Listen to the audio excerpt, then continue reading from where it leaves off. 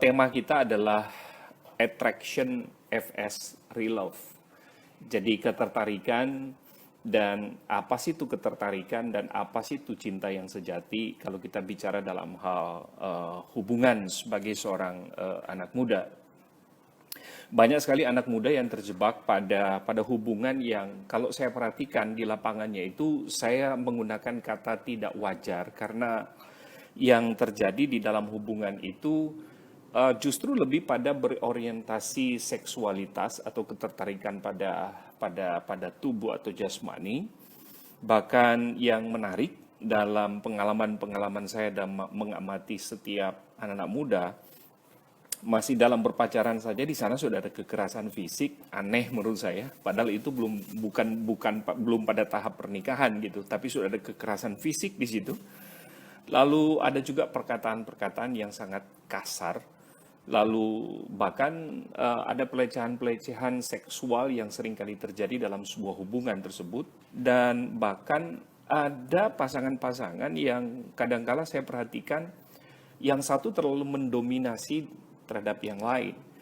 Jadi protektifnya tuh begitu hebat dan pada akhirnya kadangkala ujung daripada hubungan itu adalah pertikaian, ya, perkelahian, dan hal-hal negatif lainnya kalau saya perhatikan. Nah, anehnya dalam kondisi hubungan seperti ini, dalam kondisi hubungan yang menurut saya sebetulnya eh, lebih kepada hal-hal yang sangat bersifat negatif, itu masih mau dibawa sampai kepada sebuah pernikahan. Nah, saya bisa membayangkan bagaimana pernikahan rumah tangga mereka atau bagaimana mereka menjalani kehidupan dalam berkeluarga nanti itu seperti apa. Baik, malam ini saya akan sharing dengan seorang anak muda yang sangat talented menurut saya. Dia bernama Grace Mariau, Master Psikologi, dan dia berprofesi sebagai seorang psikolog dan menangani beberapa anak-anak remaja untuk membuat terapi bagi mereka yang berkebutuhan khusus. Ini memang sangat menarik karena itu secara pengetahuan dia memiliki pengetahuan yang akan kita share malam hari ini. Saya tidak akan berlama-lama lagi, saya akan undang Grace malam ini. Oke, saya akan undang beliau dulu. Akhirnya kita ketemu di dalam dunia Iya. maya. Kita bahas satu dulu ya, bahas satu dulu deh. Itu kan ada dua hal yang akan kita sharing malam hari ini. Nanti kemudian kita akan coba disimpulkan di terakhir gitu. Apa sih menurut Grace yang dimaksud dengan attraction itu?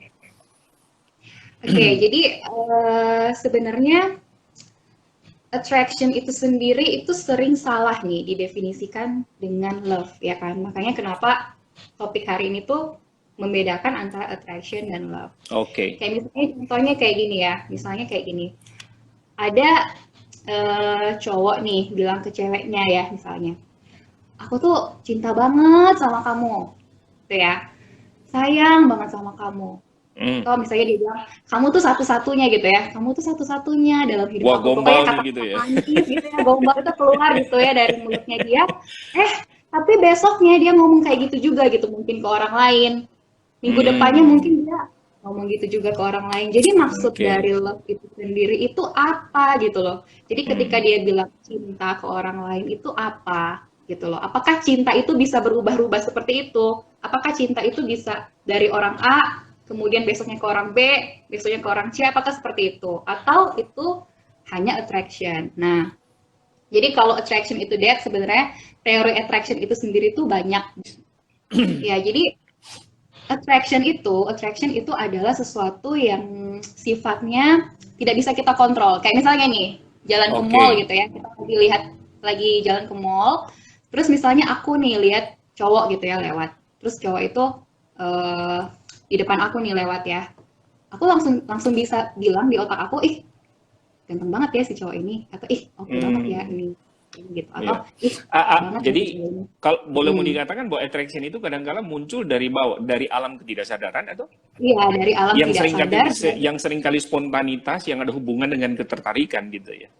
iya, iya. Jadi sifatnya itu spontan dan tidak bisa kita kontrol gitu. Nah, Oke. makanya attraction ini tidak didasarkan oleh perhitungan gitu atau pertimbangan. Kan nggak mungkin ya kita lihat cewek menarik terus misalnya kita bilang kayaknya cewek ini tingginya sekian sekian sekian, beratnya sekian sekian sekian, enggak kan? Langsung aja gitu kita bilang ini cewek oke Iya, banget ya gitu loh. Jadi kayak nggak berdasarkan itu. Nah, karena itu oke, merupakan feeling ya, karena itu merupakan feeling. Feeling itu kan perasaan ya. Perasaan itu kan berubah ya sepanjang oke. waktu. Ya kan? Mm, Kita nggak bisa merasa happy terus-menerus kan. Jadi attraction itu karena adalah feeling, maka attraction itu bisa berubah-ubah sifatnya. oke. Ya. Jadi, Ya, iya benar, oke, benar-benar. oke. Ya, jadi attraction itu sesuatu yang ya yang bisa berubah tergantung dengan kondisinya, Ya, tergantung situasi dengan dan kondisi ya. ya tergantung situasi dan kondisi dan apakah orang ini istilahnya gini, kalau misalnya orang ini udah nggak menarik buat kita, pasti kan attraction-nya pindah ke orang lain, benar nggak? Itu dia, ini yang berbahaya Nah, gitu ya. iya, iya, itu yang Tetapi berbahaya kayak terkadang gitu. gini, terkadang orang nggak menyadari bahwa ternyata apa yang dia rasakan itu masih pada area ini gitu ya. Mm, mm, Tapi mm, banyak mm. orang anak atau anak muda menganggap bahwa wah ini mah udah disebut dengan falling in love gitu loh. Maksudnya Nah, wah nah, ini nah. deh, ini kayaknya ini deh yang menjadi suami gua nih, ini yang menjadi pacar gua gitu. Mm, mm, mm, mm. Berarti kan sangat berbahaya sekali ya. Ya. Nah, ini sebenarnya kemarin itu aku baca artikel sih, Dad. Jadi artikel itu bilang tentang yang Dedi bilang. Jadi ada empat mitos tentang love yang sering Oke. salah Ya, diartikan oleh anak-anak orang muda. ya, anak-anak muda ya. Ya, Ini penting. Nih anak muda. catat nih ya, Ya. catat nih Ini catat ya buat anak-anak muda ya. supaya tahu Jadi nih. yang hmm, jadi yang pertama, mereka mengatakan bahwa cinta itu adalah cinta yang memenuhi kebutuhan secara seksual dan kebutuhan-kebutuhan emosional dalam diri. Jadi Oke. kebutuhan emosional itu lebih ke kalau saya rasa nyaman sama dia, oh berarti cinta. Oke. Kalau saya di dekat dia itu saya happy, saya senang, oh berarti itu cinta. Kalau dia bisa dengerin saya, oh itu berarti cinta. Kalau saya istilahnya kayak saya di dekat dia itu merasa nyaman, merasa apa ya istilahnya merasa istilahnya nyambung lah di dekat dia Hmm, gitu, oh berarti itu hmm, cinta. Gitu. Jadi mereka mendefinisikan cinta itu berdasarkan pemenuhan kebutuhan diri, Dad. oke. Gitu. Ya, Hmm, itu hmm, yang hmm. pertama. Kemudian yang kedua adalah mereka mengatakan bahwa eh, kita harus menemukan cinta ini sebelum kita menikah. Pernah dengar nggak sih Oke. kayak misalnya orang bilang, oh ini soulmate aku nih, oh Hmm, ngerti nggak sih Dad maksud aku? hmm, Ini soulmate hmm, aku nih, ini hmm, kayaknya dia deh cinta sejati aku gitu misalnya. hmm. Atau kayaknya dia nih yang dia jodoh aku gitu. Gitu. Jadi pertanyaannya, cinta sejati itu ada sebelum pernikahan atau justru growing gitu Ket- loh? Oke. Ya, Oke. ngerti ya maksud aku. Jadi mereka Hmm. mendefinisikan cinta itu ketika kita bisa menemukan cinta seperti itu yang tadi aku bilang, cinta yang berdasarkan kenyamanan diri dan lain-lain, maka kita harus menikah dengan orang itu. Gitu. Itu ada. Yang ketiga adalah mereka bilang kalau kita nggak menemukan cinta yang tadi saya bilang ya, fokusnya pemenuhan kebutuhan diri, maka kita bisa tinggalin orang itu. Oke. Itu Dan kita bisa, konsekuensinya ya, konsekuensinya. ya, ya, Karena konsekuensinya apa ketika, yang dia inginkan, dia nggak dapat dari pasangannya ya. ya, ya. Dan Wah, akhirnya dia bisa memilih untuk mencari yang lain gitu loh. Karena dia tidak wah, tidak mendapatkan apa yang dia inginkan gitu loh. wah, Nah, ini yang benar-benar berkembang definisi ya, cinta mereka adalah fokusnya ke kebutuhan diri. Jadi kalau mereka nggak dapat kebutuhan itu, maka mereka bisa aja gitu cari yang lain gitu. Nah, itu yang ya, oke. ketiga ya. Kemudian yang keempat adalah jika kita menemukan orang yang tepat, maka kita akan memiliki cinta sejati itu selama-lamanya. Jadi kayak menurut mereka itu, tapi kan cinta sejati di sini tuh pengertiannya adalah cinta yang bahagia sih kalau menurut aku, gitu, yang selalu bahagia, yang selalu happy. Padahal kan kenyataannya tidak seperti itu ya. Dan mereka mempercayai bahwa cinta itu selalu membuat mereka bahagia gitu. Kayak di film-film lah, Dad. Kan sekarang kayak di film-film selalu menyajikan konsep cinta yang menurut aku salah sih. Kayak di film-film drama, romantis, kayak gitu kan. Dan kita itu dari kecil udah istilahnya disajikan film-film yang menyajikan apa ya, cinta yang seperti itu gitu, konsep cinta yang seperti itu, sehingga itulah yang tertanam di pikiran kita. Kenapa ya ada orang yang tertarik sama orang ini masih mau Yes, berhubungan sama ya. orang ini, padahal Ah, dia udah itu. tahu bahwa hubungannya itu mungkin bahasa sekarang tuh toxic gitu loh, Dad. Ya, Bahasa sekarang itu racun gitu ya. Hubungan Hmm, ini tuh saling meracuni satu sama lain gitu. betul. Tapi kok Tapi masih kok mau bertahan? masih mau melanjutkan gitu Iya, ya? masih mau bertahan gitu. Jadi kalau menurut teori saya ambil dari satu teori psikodinamika. Jadi menurut Oke, teori oke, psikodinamika ini mengatakan bahwa setiap manusia itu punya yang namanya kebutuhan. Ya, kebutuhan oke, itu bukan berbicara soal kebutuhan fisik sih, tapi lebih ke kebutuhan emosional. Jadi kayak kasih oke. sayang dan lain-lain. Nah, ketika kita bayi ya, ketika kita bayi, sebenarnya kebutuhan dasar pertama manusia itu adalah kebutuhan akan rasa aman. Ya, jadi kayak misalnya nih bayi gitu ya, bayi kan kalau merasa tidak nyaman, misalnya dia lapar atau dia pengen susu gitu ya, dia kan pasti akan menangis. Nah itu tuh terkait sama ada kebutuhan. Nah kebutuhan-kebutuhan ini ketika dia tidak dapatkan, dia akan namanya itu insting-insting untuk bertahan hidup gitu. Jadi dia akan menangis itu Oke, sebagai insting dia untuk bertahan hidup.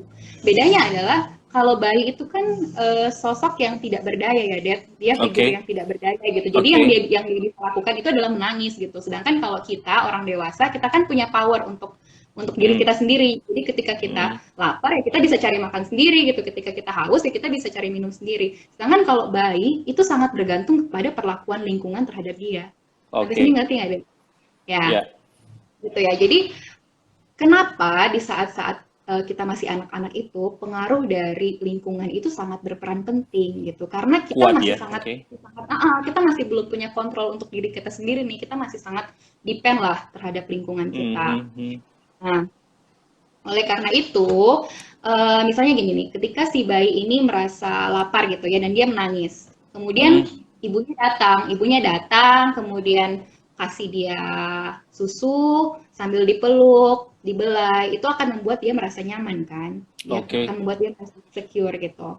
Nah, si bayi ini akan mengkaitkan si survival instingnya tadi, insting untuk bertahan hidup dengan perlakuan orang tuanya gitu loh. oke.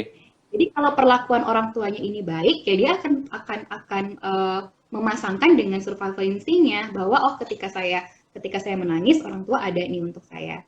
Atau Hmm, justru sebaliknya ketika saya pengen cari ketika saya tidak merasa nyaman dan memerlukan bantuan, apakah orang orang tua ini tidak ada untuk saya? Itu kan juga bisa hmm. terjadi.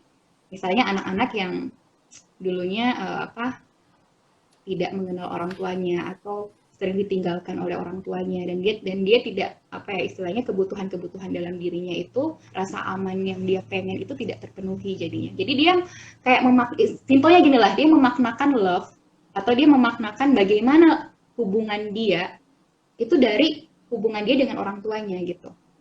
Sampai sini ngerti ya, Oke. Det? Iya, Nah, iya, iya, iya. hubungan dia dengan orang tuanya ini akan dia bawa sampai ketika dia dewasa. Nah, relevansinya ketika dia berpacaran itu gimana? Nah, jadi kalau menurut teori ini tuh sebenarnya bisa ada tiga sih yang terjadi Oke. ketika kita kecil gitu. Kalau contoh yang tadi kan mamanya misalnya anak ini menangis, Iya. kemudian mamanya ini Hmm, datang, dia memberikan rasa aman, itu kan berarti model yang ideal lah ya, yang baik oke. gitu, dia memberikan rasa aman. Ada juga orang tua yang tidak memberikan rasa aman, justru misalnya ketika anak ini membutuhkan bantuan, mungkin orang tua ini datang tapi nggak konsisten gitu, kadang ada, kadang enggak, kadang dia sama anak ini, kadang dia nggak tahu kemana gitu ya. Jadi kehadiran orang tuanya ini tidak secara konsisten gitu. Dan ini Itu yang membuat efek akhirnya efek psikologinya pada waktu nanti dia besar membangun sebuah hubungan apa itu yang terjadi kira-kira kalau kayak begitu? nah, balik lagi ke saya bilang tadi. Jadi sebenarnya rasa aman itu akan membentuk kepercayaan, rasa trust. Oke. Jadi ketika Hmm, rasa aman itu tidak diberikan secara konsisten, akhirnya dia juga tidak akan memaknakan trust ini juga secara konsisten dong. Jadi kayak misalnya kalau dia hubungan sama laki-laki, mungkin jadinya akan kayak cemburuan gitu loh. Jadi kayak hmm, dia tadi bilangnya mau ke sini, tapi kok jam segini belum datang ya. Padahal mungkin si cowoknya ini memang lagi kerjain apa gitu ya, yang bukan bukan seperti yang dia pikir gitu. Tapi dia bisa kayak curiga gitu loh, curiga sama orang. Kemudian bisa jadi curiganya curiga tanpa berlebihan. sebuah alasan ya. Cuma Iya, karena iya, iya, memang iya. mungkin faktor faktor latar belakang tadi ya. Ya, karena dia tidak mempersepsikan lingkungannya itu sebagai sesuatu yang Oh. aman. Gitu. Dia mempersepsikan Hmm, lingkungannya itu sebagai sesuatu yang tidak aman gitu, yang berbahaya, yang mengancam dia, iya kan? Karena kan si orang tuanya tadi tidak memberikan kebutuhan aman yang secara konsisten gitu. Akhirnya dia menjadi orang seperti itu ketika berhubungan bergantung berlebihan. Mungkin Oke. telepon-telepon si pacarnya ini berlebihan, ada di mana, cepat pulang dan lain-lain. Padahal sebenarnya si pacarnya ini memang lagi sibuk gitu dan ya ada urusan gitu. Tapi dia tidak bisa memberikan kepercayaan 100% kepada pasangannya ini gitu. Jadi belum tentu saja apa yang dialami oleh pasangannya itu sesuai dengan apa yang dipikirkan ya. Iya. Oh iya, dan satu lagi, bisa aja orang ini tuh jadi kayak minta diyakinkan gitu. Jadi kayak misalnya si cowok ini udah bilang nih, aku tuh cuman sama kamu aja gitu. Aku tuh cuman sayang sama kamu aja. Tapi kayak dia pengen minta diyakinkan terus-menerus gitu loh dari cowok ini bahwa cuman dia gitu yang si cowok ini sayang gitu. Jadi kayak Oke. ada rasa ketidakpercayaan dalam Jadi menjalin kalau saya hubungan. perhatikan memang sangat komplikasi kalau kita bicara hubungan hanya sampai pada batas attraction rupa-rupanya ya. Ya, Sebab ada faktor-faktor psikologis yang bisa mempengaruhi seseorang yang merupakan latar belakang dia, yang bisa saja dia bawa sampai kepada sebuah hubungan itu gitu ya. ya, betul, Dan betul. itu lebih bersifat negatif gitu, bisa jadi ya. Iya, Ya. bisa jadi. Makanya penting sekali ya orang tua sebagai orang tua harusnya mengerti dan memahami tentang hal-hal seperti ini sebab pola asuh juga ternyata sangat mempengaruhi konsep konsep anak kita Tentang ya love ya, tentang tentang love iya tentang terutama ya. love gitu. Wah, saya Iya, juga iya. baru tahu nih Grace. Ini Oh, mah oh wah iya, keren banget. Jadi pola atau asuh jadi nggak hubungan tahu. kita dengan orang tua gitu ya, itu ternyata akan mempengaruhi cara berpikir kita tentang cinta, Ya, cara berpikir kita ya, tentang sayang, cara berpikir iya, atau bagaimana kita tertarik dengan seseorang. Ternyata itu mempengaruhi banget ya. iya. Jadi ini ada cerita deh, cerita ya. Oke. Jadi ada cowok nih. Cowok ini dia lahir di keluarga yang nggak harmonis lah. Jadi papanya ini sibuk gitu, suka suka Oke. keluar terus jarang pulang. Terus mamanya ini apa ya, depresi gitu, punya depresi dan punya konflik lah dalam rumah tangga dan akhirnya si cowok ini tuh jadi tempat curhatnya si mamanya ini terus gitu. Jadi Wow. dari kecil si cowok ini, si anaknya ini itu selalu mendengar konflik-konflik tentang keluarganya dia dari mamanya gitu. Nah, sebenarnya di pikirannya dia tahu kalau dia mau pacaran, dia nggak akan pengen dapet pasangan kayak mamanya ini gitu. Oke. Pikiran sadarnya tuh ngomong kayak gitu sih, maksudnya dia tuh pengen ketika dia dewasa nggak pengen dapet kayak mamanya ini karena dia tahu hubungan kayak ini tuh nggak enak banget gitu loh, ya Oh, kan? oh. Mhm. Tapi anehnya ketika dia dewasa justru dia tertarik sama yang kayak mamanya. Aneh nggak tuh? Ya, itu memang psikologis ya, Grace ya. Iya, iya justru Psikologis. justru antara pikiran sadar sama pikiran bawah sadarnya itu justru jadi bertolak belakang gitu loh. Kemauannya dia tuh pengennya kayak gini, tapi yang dia dapat justru yang sama kayak mamanya ini gitu. Dia cenderung Hmm. tertarik sama yang perempuan-perempuan yang banyak, istilahnya rentan lah, yang rapuh, yang banyak masalah, kemudian mau cerita ke dia. Di situ dia merasa dicintai. Nah, Oh, jadi malah konsep justru aneh ya. iya, iya, iya. Konsep love-nya itu sendiri sudah apa ya? Kayak sudah menurut aku sudah melenceng sih karena pengalaman kita dengan orang tua itu kan nggak selalu baik ya. Grace, ini ada pertanyaan yang Oke. bagus sekali, Grace. Ada pertanyaan. Pertanyaannya begini, Grace. Bagaimana caranya menyembuhkan pasangan yang memiliki figur yang salah dari sebuah hubungan? Apalagi untuk Mm-mm. memutuskan budaya yang salah dalam hubungan yang merupakan warisan dari didikan orang tua. Artinya ini yang kita bahas tadi. Bisa saja kan pasangan yang terjadi ini adalah salah satu eh, akibat daripada apa ya hubungan keluarga yang tidak begitu harmonis mungkin.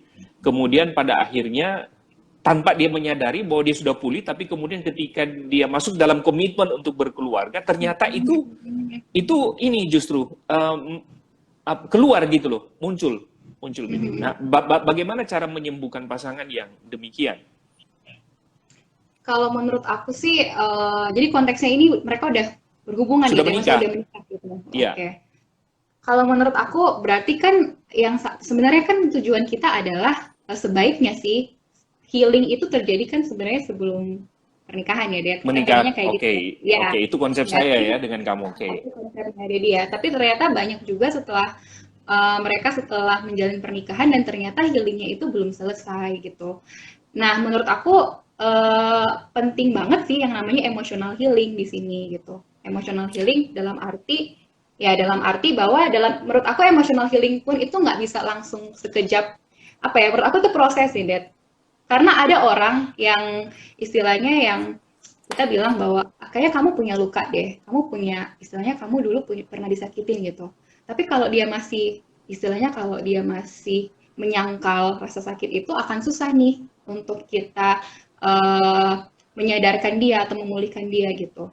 Jadi apa ya, kerentanan di sini tuh harus ada kerentanan dia untuk mau berubah ya. Sekarang tindakan realnya tuh seperti apa? Secara psikologi. Oke, kalau menurut aku sih pertama ya kita pasangannya ini harus sadar dulu sih. Kalau menurut aku kesadaran itu yang paling penting gitu. Maksudnya dia harus sadar dulu bahwa dia itu mengalami yang namanya luka dan Oke, dia harus sadar oke, dulu bahwa oke.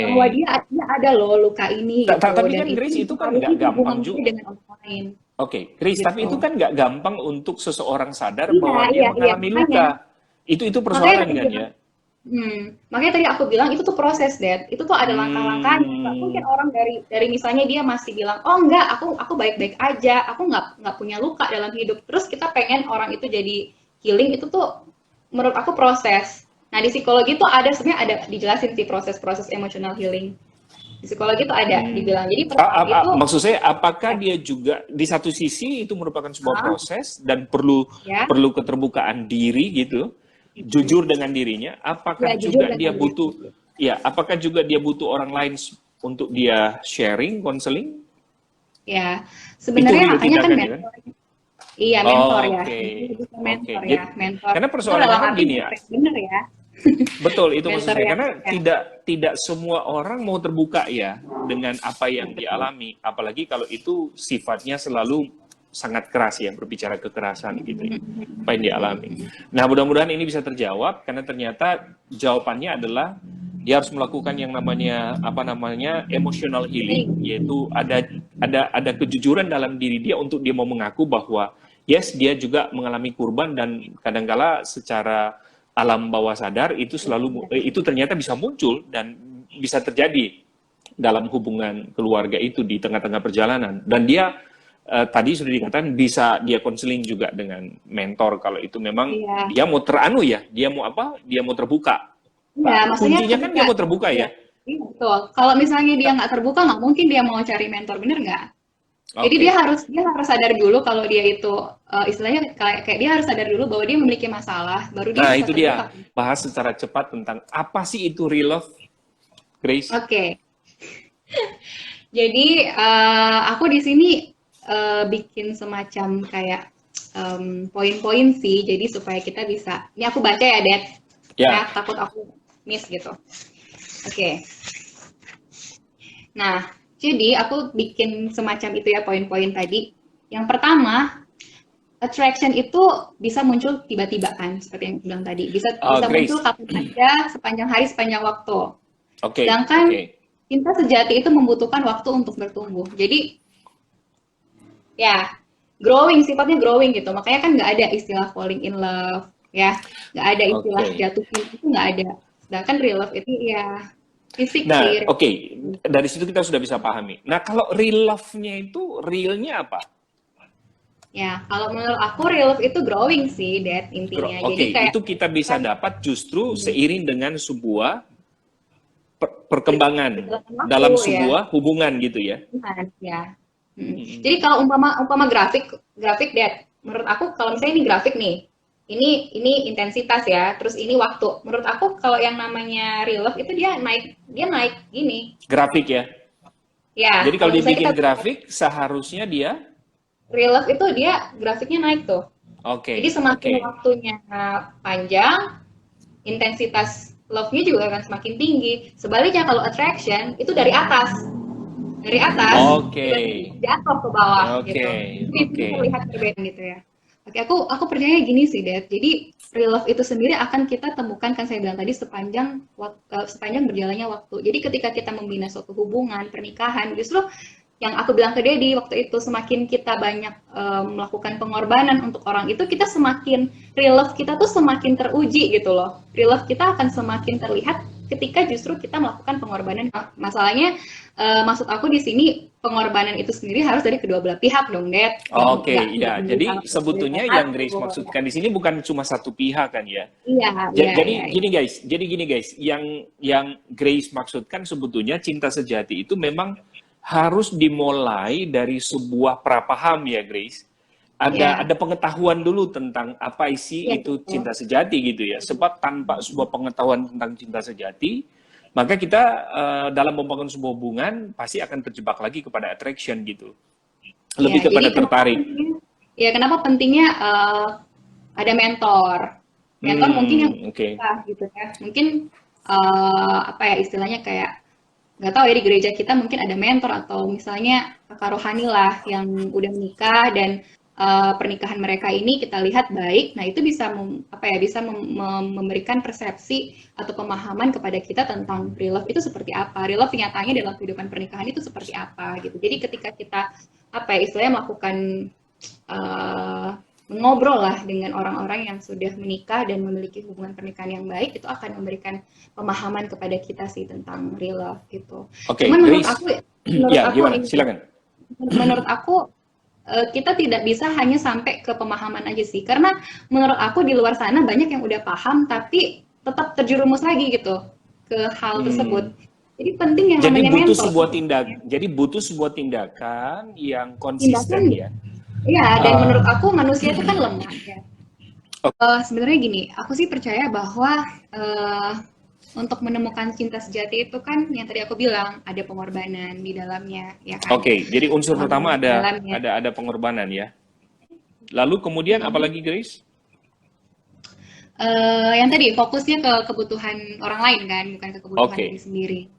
Dan menurut aku yang tadi aku bilang, jadi ada waktunya gitu, butuh waktu untuk itu. eh, Istilahnya kayak ya itu semakin kita mengerjakan pengorbanan itu semakin akan terlihat gitu real love yang sebenarnya itu seperti apa. Cuman gini, Dad, ya kita nggak bisa pungkiri dalam pernikahan itu eh, apa ya istilahnya kayak tiga hal. Menurut aku ada tiga hal sih yang mungkin harus ada gitu. Komitmen itu menurut aku yang paling penting ya. Kemudian intimasi itu kedekatan. Ya nggak mungkin dong kita sama sama orang ini, tapi kita nggak merasa orang ini nyaman untuk kita. Kita nggak merasa orang ini tuh bisa ada di saat kita susah, dia itu bisa ada di dekat kita. Jadi intimasi juga menurut aku penting. Yang terakhir tuh passion. Walaupun memang passion ini setelah bertambahnya usia, memang passion ini pasti akan menurun. Bener nggak, Dad? Mhm. Sebagai orang yang sudah menikah gitu ya Mhm. gitu pasti ini juga akan menurun dan akhirnya yang tersisa cuma dua ini sih kalau menurut aku di dalam suatu pernikahan gitu. Jadi komitmen dan intimasi itu bicara soal kedekatan. Jadi kalau kita susah dia itu ada buat kita saling sharing, saling terbuka lah satu dengan yang lain. Menurut aku dua ini harus ada sih. Iya. Saya tambahin mungkin Grace dari sisi saya sebagai hamba Ya Tuhan. dari segi teologis. Iya, bahwa ternyata, oke, kalau kita bicara tentang cinta atau kasih, kita semua sudah tahu ada istilah eros gitu ya. Lalu kemudian ada istilah philia, lalu kemudian ada yang disebut dengan storge gitu ya. Nah, tiga istilah kita sudah tahu semua, memang kalau kita pelajari, tiga-tiga ini sebetulnya bersyarat. Jadi disebut sayang, disebut cinta, tapi dia lebih ke arah perjanjian, lebih kepada perjanjian. Kalau perjanjian itu berarti mengikat kedua belah pihak untuk taat kepada sebuah komitmen.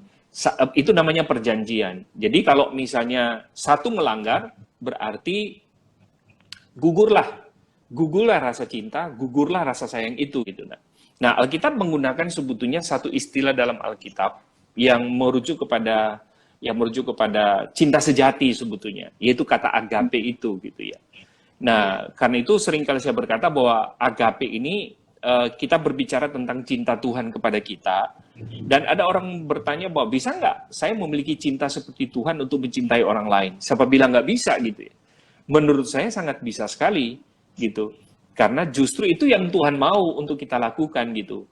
Nah, memang tidak mudah ketika kita mempraktikkan yang namanya agape. Sebab mencintai itu ada istilah meskipun. Jadi tidak tergantung pada situasi dan kondisi memang.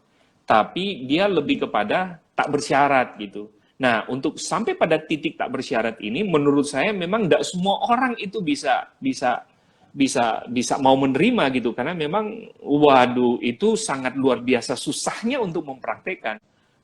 Bagaimana seseorang bisa memiliki cinta yang sejati? Menurut saya tidak ada jalan lain. Tidak ada jalan lain selain menurut saya adalah dia ketemu dengan cinta yang sejati itu. Nah, Alkitab berkata yang hanya mampu bisa mengubahkan hati manusia untuk memiliki cinta itu adalah ya Tuhan Yesus gitu. Itu yang bisa mampu mengubahkan. Memang ketika pun sudah diubahkan, untuk menjalani pun itu nggak gampang gitu loh maksud saya. Karena sekali lagi, kita banyak dibenturkan dengan 3 area tadi. Ada pikiran, ada perasaan, dan semua itu kelihatan pada sebuah tindakan. 3 hal yang saling mempengaruhi. Tetapi menurut saya, itu akan menjadi satu hal yang menarik, kalau kita mau menerima pribadi ini untuk mengubahkan hati kita gitu. Supaya kita bisa memiliki cinta yang sejati tadi. Bagi saya cinta sejati itu adalah sesuatu yang bukan merupakan sebuah pikiran saja, bukan merupakan sebuah konsep, Tindakan ya, tapi dia tindakan merupakan ya. sebuah tindakan. Karena itu Dan dalam kita terus satu mengerjakan itu kan. betul, karena kalau baca dalam 1 Korintus pasal 13 tentang kasih, itu semua kata kerja. Semua Ya, itu kata betul. kerja. Jadi pribadi ilahi yang dicatat dengan bentuk kata kerja. Karena kasih yang dicatat dalam 1 Korintus 13 itu bukan merupakan kata benda. Beda itu. Itu kata kerja semua. Artinya bahwa kasih atau cinta yang sejati itu adalah sebuah tindakan, sebuah Iya. perbuatan. Jadi gini, cinta itu bukan cuma verbal. Contoh nih, saya sama Mam misalnya, Mam, I love you. Itu verbal. Verbal. Gitu ya.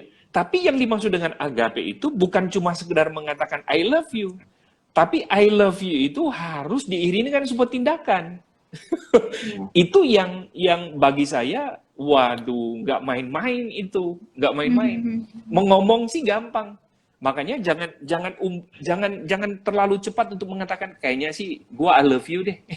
Iya. Jadi kayak kata I love you itu kayak udah gampangan gitu ya, Det, ya. Kesannya kayak udah betul. tidak ada maknanya lagi. Dia berpikir bahwa udah inilah cinta gua nih sama lu. Padahal belum tentu. Bisa saja orang yang mengerti ini adalah wah gombal lu kan gitu nih. Banyak kita melakukan sebuah hubungan tanpa mengerti maksud saya. Tanpa mengerti. Nah, karena itu penting sekali sebetulnya materi ini untuk kita tahu bahwa wah ternyata membangun sebuah hubungan pun harus dilandasi dengan sebuah pengertian gitu, dengan sebuah pemahaman. Oke, jadi sekali lagi untuk sampai masuk pada tahap bagaimana kita menikah, menurut saya memang agape itu harus terjadi dalam kehidupan kita gitu. Mungkin ada hal-hal yang perlu kamu sampaikan secara khusus dulu untuk anak-anak muda. Silakan Grace.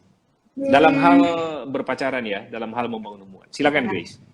Yang ingin aku sampaikan sih ke anak-anak muda, kalian sekarang kan udah dibekali nih tentang pemahaman-pemahaman ini gitu. Dan aku harap sama-sama kita bisa bisa merefleksikan gitu ya. Sama-sama kita bisa istilahnya kayak mengevaluasi lah, apakah saat ini kita udah ada di dalam hubungan yang tadi Dedi bilang hubungan yang sehat atau tidak, apakah dasar kita membangun hubungan itu sudah benar gitu, apakah ini hanya berdasarkan attraction atau kita benar-benar sudah memiliki pemahaman tentang cinta sejati yang sesungguhnya itu seperti apa. Dan memang nggak bisa dipungkiri gitu, banyak anak-anak muda di luar sana yang aku lihat memiliki pengalaman yang bisa dikatakan buruk gitu ya, dia pengalaman dengan orang tua mereka yang mungkin bercerai dan sebagainya. Dan dan yang tadi aku bilang penting yang namanya emotional healing, penting untuk kita sadar bahwa kita ini masih memiliki luka, dan luka itu tidak usah kita sangkal gitu. Kadang memang kita perlu untuk untuk istilahnya untuk rentan dengan diri kita sendiri, untuk terbuka dengan diri kita sendiri bahwa kita memang merasakan luka itu, dan di saat kita rentan dengan luka kita, maka disitulah healing akan terjadi gitu, dan hubungan kita akan dipulihkan gitu. Aku sih lebih concernnya ke ke healing ya, Det. Gitu. Karena menurut aku banyak anak-anak muda di luar sana yang memang belum mengalami healing sepenuhnya gitu. Baik, Grace, saya simpulkan jadi gini, Grace ya. Grace dan saya adalah penting sekali orang tua di sini. Bagaimana hubungan orang tua dengan anak secara normal dan bagaimana sehatnya hubungan antara ayah dan mama gitu dalam sebuah rumah tangga itu sangat penting ternyata kan itu faktor-faktor yang akan menentukan bagaimana anak akan berpikir, anak akan menilai. Sebab apa yang mereka lakukan pada waktu nanti kemudian mereka dewasa adalah itu dipengaruhi dengan hal-hal tadi. Jadi ada faktor eksternal, ada faktor internal, Bapak Saudara. Nah, lalu kemudian ternyata kita perlu ternyata belajar apa yang disebut dengan cinta sejati supaya kita tidak terjebak kepada pemahaman yang tadi attraction gitu ya. Saya mengatakan bahwa kalau pasangan Anda sudah mulai memproteksi terlalu berlebihan para belum menikah, lalu ada tindakan-tindakan kekerasan secara fisik, lalu kemudian belum menikah tapi kemudian sudah mulai ajak dia berhubungan seksual gitu ya. Jadi lebih kepada touch to body lebih banyak daripada kita belajar satu dengan yang lain, berdiskusi secara dewasa. Menurut saya stop, menurut saya berhenti gitu. Jangan-jangan pasangan Anda tertarik hanya pada fisik Anda gitu. Jangan-jangan pasangan Anda hanya tertarik pada apa yang melekat pada diri Anda gitu ya. Menurut saya stop gitu. Karena itu yang sangat berbahaya. Jangan membangun sebuah hubungan yang lebih dalam gitu. Karena jangan-jangan dia cuma sampai kepada attraction. Pemenuhan kebutuhan dia sesuai dengan apa yang diinginkan. Karena secara psikologi, kalau dia nggak ketemukan apa yang diinginkan dalam diri kamu, dia akan cari orang lain. Dan lucunya dia nggak putusin kamu gitu. Dia juga memanfaatkan gitu. Istilah saya dia buka pos PI yang baru gitu. Nah kalau dia buka pos PI yang banyak kan bisa berbahaya kamu gitu. Ujung-ujungnya kamu nggak dinikahi sama dia gitu. Jadi ini sebetulnya merupakan hal yang sangat menarik. Kalau saudara dapat pasangan kayak begitu nih, hey guys, putusin sudah. Jangan deh. Dan lebih banyak istilahnya gini nih, lebih banyak, lu di mana nih, kok lu nggak pernah telepon gua lagi, lu kok, wah sampai nangis. Udah deh, yang gitu-gitu bukan lagi hubungan yang sehat. Bukan itu lagi sebetulnya kalau kita mau maju membangun sebuah hubungan yang lebih baik. Nah, lalu yang terakhir, untuk menemukan sebetulnya cinta yang sejati, saya sudah katakan tadi, mau tidak mau kita harus mengalami cinta yang sejati, yang sesungguhnya. Kasih agape itu penting. Saudara hanya bisa menemukan itu hanya di dalam Kristus, supaya kemudian saudara mengalami cinta yang sejati itu. Karena hanya Tuhanlah yang mampu mengubahkan cara berpikir kita, hanya Tuhanlah yang mengubahkan hati sikap kita. Karena bagi saya, cinta yang sejati itu adalah proses di mana saudara mengalami hubungan pribadi dengan Kristus terlebih dahulu.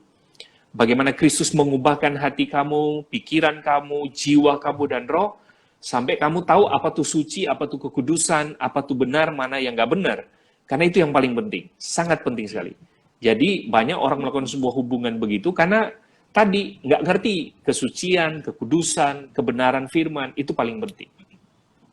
Sehingga kemudian pada akhirnya kita akan menuju sampai kepada proses di mana apa yang sudah inginkan, yaitu membentuk sebuah keluarga di dalam Tuhan. Dan yang terakhir dari sharing kita adalah ternyata mentor tuh penting sekali. Betul. Mentor itu adalah orang di mana saudara percayai, rohaninya lebih tinggi, pengetahuannya lebih luas, untuk membimbing, mengarahkan, mendirect, untuk mengimpartasi pengetahuan-pengetahuan yang berhubungan dengan hubungan gitu, dating gitu ya, supaya kalian nggak salah jalan. Itu paling penting, paling penting. Dan yang terakhir, jika sudah terlanjur pada sebuah hubungan lalu kemudian ada hal-hal tindakan kekerasan dan seterusnya, tadi Grace sudah sampaikan, jadi ternyata healing emosional itu penting, dengan catatan harus ada keterbukaan, menyadari diri bahwa ternyata memang saya ini ada masalah gitu.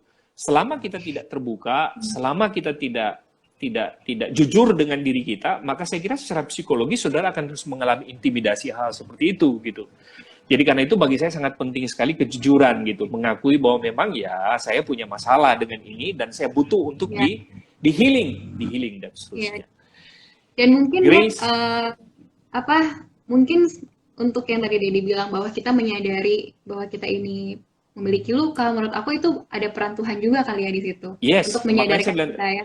Betul. Nah, ini lagi prinsipnya. Jadi ketika kalian berpacaran, seharusnya bawa hubungan kalian lebih kepada spiritualitas harusnya. Jadi kalau dalam hubungan lebih banyak, jadi dipresentasi, misalnya ternyata 80% tuh lebih banyak jalan-jalan nih. Lalu 10% tuh, bukan 10%, 50% tuh lebih banyak konflik. Lalu gerejanya kemana gitu? Baca Alkitabnya di mana? Doanya gimana? Nah kalau pasangan Anda misalnya gini, ayo kita baca, ayo kita doa yuk. Lu sok suci. Lu hati-hati kalau udah sampai ke situ tuh. Kita bukan mau mengatakan bahwa wah dasar, bukan, karena memang itu prinsipnya. Itu di situ prinsip. Kekudusan, kesucian tuh wajib kita jaga itu. Baik, Grace, thank you ya. Saya kira ini sebuah hal yang sangat luar biasa yang kamu bisa share buat kita semua. Pengetahuan kamu luar biasa untuk kamu bisa berbagi dengan kita. Saya berharap bahwa anak-anak muda kita yang ikut gabung dengan kita ini diberkati dan terinspirasi dari apa yang kita sampaikan. Kita berdoa supaya teman-teman kita yang masih muda ini yang sedang mencari jati diri, membangun sebuah hubungan, menyadari betul bahwa hati-hati dengan attraction, hati-hati dengan membangun sebuah hubungan, jangan sampai terjebak kemudian pada sebuah pernikahan yang semu, dan ujung-ujungnya adalah perceraian. Jangan sekali lagi. Thank you, Grace. Daddy. Tuhan berkati ya, Grace. Ya, Tuhan berkati.